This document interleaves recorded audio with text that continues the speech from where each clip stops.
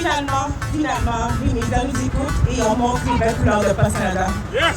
Par rapport avec les bonus qu'ils reçoivent, où est-ce qu'ils ont investi leur argent, parce que c'est clairement pas sur nous. Les accidents de travail, les cessations d'emploi qu'ils ont mis, qui sont tout simplement, il n'y avait pas d'ouvrage. Enfin, le monde va nous entendre. Je suis content qu'ils soient fiers. Moi, je suis pas fière de vous. Ils sont ici, ce sont les qualités qu'on a écœurés. Ok, puis le monde ne le comprenne peut-être pas. On n'est pas là parce que ça fait des années et des années. Guillaume, il a dit, même pas 2% d'augmentation. On est juste là pour rattraper l'inflation. Et vraiment, je vous remercie. Soutenez-vous. Protégez-vous parce que c'est pas tout le monde qui a le même salaire. C'est pas tout le monde qui a les mêmes jobs. On essaie sincèrement de nous battre pour nous, notre présent et le futur.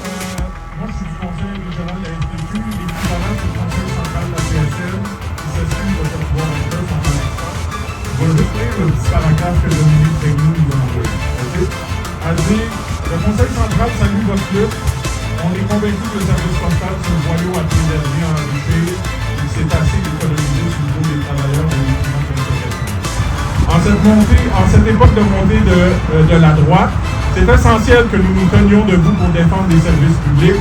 On connaît la longue tradition de lutte de compatibilité du STDP et sachez que le Conseil central Montréal métropolitain de la CSN et le CIN vont continuer d'être à vos côtés jusqu'à ce que vous obteniez une convention collective à la hauteur de nos aspirations, de nos attentes et du travail qu'on fait depuis de nombreuses années. Merci, solidarité de la part de Dominique. Moi, ça me touche de voir les luttes qu'on mène. Je suis au poste depuis 1989. Pendant la pandémie, on a accepté de renoncer à notre droit légitime de négocier. On a accepté 2% par année pendant la pandémie. On est capable de compter comme tout le monde alors que les taux d'inflation étaient à 6, 7, 8%. On s'est dit, ils vont reconnaître notre geste de bonne foi, ils vont négocier de bonne foi. Ben là, vous voyez qu'est-ce que ça donne la bonne foi quand elle est sur un banc. Moi, je pense que c'est absolument honteux. La lutte qu'on mène, elle est juste la gang. J'ai juste envie de vous dire solidarité. Là, je sais pas. Ce qu'on fait, c'est la bonne affaire, la gang. Merci beaucoup d'être là. Et au nom du Conseil régional de Montréal, on vous présente plus de 100 000 membres. On va continuer à être dans la même chose. Bravo! C'est beau de voir nombreux et nombreuses comme ça. Je suis la première vice-présidente de la Centrale des syndicats du Québec. On est ici avec la gang, la FSAC, la Fédération des syndicats de l'action collective.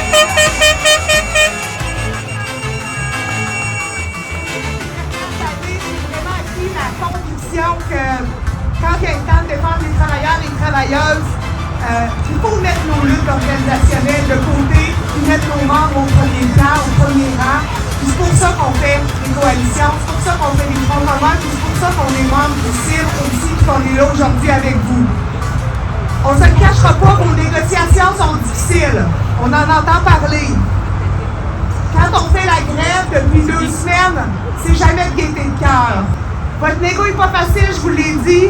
Vous le savez, vous vivez des discours sur la place publique, des pressions des différents groupes à l'approche de Noël. Une chance qu'on a le Père Noël avec nous autres aujourd'hui, ça nous fait du bien. Vous avez aussi des tactiques de l'employeur qui semblent faire des mises à pied, une véritable stratégie d'intimidation. C'est odieux et ça mérite d'être dénoncé. Mais vous avez déjà compris comment vous en sortir en vous serrant les coudes et en demeurant solidaires les uns des autres et non pas solitaires.